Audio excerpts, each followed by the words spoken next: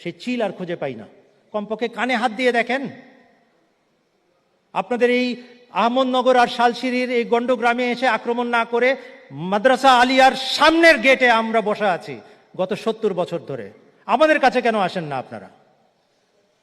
আমরা যদি কোরআন সুন্নাহ এবং হাদিসের জোর নাই রাখতাম, আমরা যদি কোরআন সুন্নাত এবং হাদিসের বলে বলিয়ান নাই হতাম, তাহলে টিকতে পারতাম তোমাদের মাদ্রাসা আলিয়ার সামনে, বাংলাদেশের মাদ্রাসা বোর্ডের সামনে, যেখানে সকাল বিকাল শত শত মৌলানারা আসা যাওয়া করে এবং ভিতরে আলোচনা করে।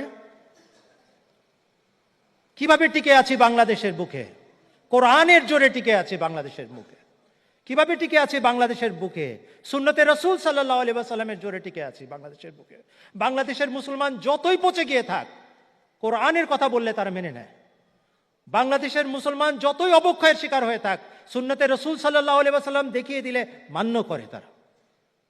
বাংলাদেশের মুসলমান যতই দুর্বল হয়ে গিয়ে থাকুক, সহিহ হাদিস থেকে কথা উপস্থাপন করলে, যুক্তির সাথে কথাটা বুঝিয়ে বললে মাথা নত করে ফেলে।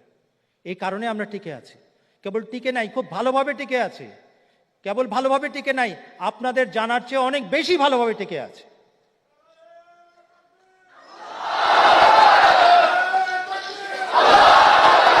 শুনেন, আমাদের সময় কম, শেষে